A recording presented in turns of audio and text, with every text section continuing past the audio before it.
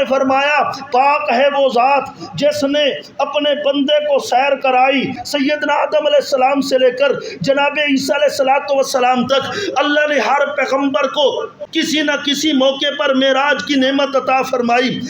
السلام علیکم، سب بھائیوں سے گزارش ہے کہ ہمارا یوٹیوب چینل مولانا فیاض الاسلام کو سبسکرائب کر دیں تاکہ ہر آنے والی ویڈیو آپ کے پاس سب سے پہلے بر وقت پہنچے۔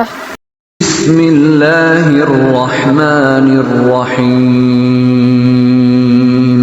اور ایک روایت میں آتا ہے کہ واللیل اذا یسر سے مراد حضور علیہ السلام کی معراج والی رات ہے۔ وہ معراج والی رات کہ جس رات میں اللہ نے امام الانبیاء صلی اللہ علیہ وسلم کو رات کے ایک مختصر سے حصے میں بیت اللہ سے بیت المقدس تک اللہ نے زمین کی سیر کرائی، اور پھر بیت المقدس سے لے کر عرش معلیٰ تک اللہ نے آسمانوں کی سیر کرائی، اور جس کا ذکر قرآن میں کیا فرمایا سبحان الذی اسریٰ بعبدہ لیلا من المسجد الحرام الی المسجد الاقصی الذی بارکنا حولہ لنریہ من آیاتنا انہ هو السمیع البصیر۔ اللہ نے فرمایا پاک ہے وہ ذات جس نے اپنے بندے کو سیر کرائی رات کے ایک قلیل سے حصے میں، رات کے ایک تھوڑے سے حصے میں بیت اللہ سے لے کر مسجد اقصی تک اللہ نے اپنے پیغمبر کو سیر کرائی۔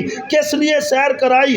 الذی بارکنا حولہ لنریہ من آیاتنا، اللہ چاہتے ہیں کہ اس کے ارد گرد، مسجد اقصی کے ارد گرد جو برکتیں خدا نے رکھی ہیں وہ اپنے نبی کو دکھائے۔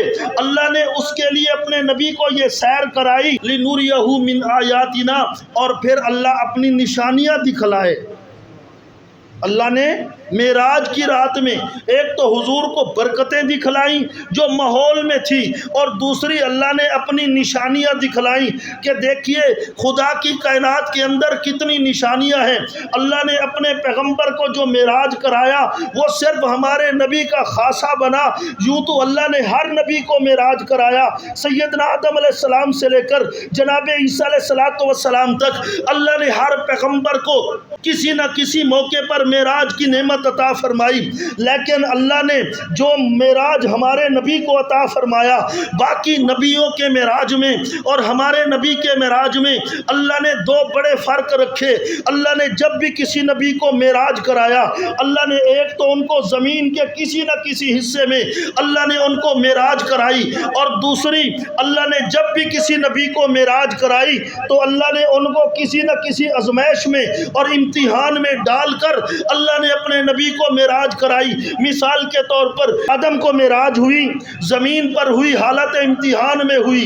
حضرت نوح کو معراج ہوئی، آپ کو اللہ نے معراج کرائی زمین پر کرائی۔ حضرت ابراہیم علیہ السلام کو معراج کرائی زمین پر کرائی، آتش نمرود کے اندر اتار کر کرائی۔ حضرت اسماعیل علیہ السلام کو معراج کرائی زمین پر معراج کرائی، چھری کے نیچے معراج کرائی۔ حضرت داؤد علیہ السلام کو معراج کرائی زمین پر کرائی، آزمائش میں اتار کر کرائی۔ حضرت یحییٰ علیہ السلام کو معراج کرائی، سر سجدے میں ہے، دشمنوں نے آ کر سر قلم کر دیا، اللہ نے اسی جگہ معراج کرائی، لیکن اللہ نے امتحان میں اتار کر معراج کرائی۔ یوسف علیہ السلام کو معراج کرائی، زلیخا کی جیل کے اندر معراج کرائی، اللہ نے معراج زمین پر کرائی، آزمائش میں ڈال کر معراج کرائی۔ جناب زکریا علیہ السلام کو معراج کرائی، آرے کے اندر ڈال کر معراج کرائی، آپ کے جسم کو دو ٹکڑے کر دیا گیا، آپ اسی حالت میں معراج کرتے ہیں۔ معراج بھی ہوئی، حالت امتحان میں ہوئی اور زمین پر ہوئی۔ اسی طرح موسیٰ علیہ السلام کو معراج ہوئی، دریائے کلثم کی موجوں اور لہروں کے اندر معراج ہوئی،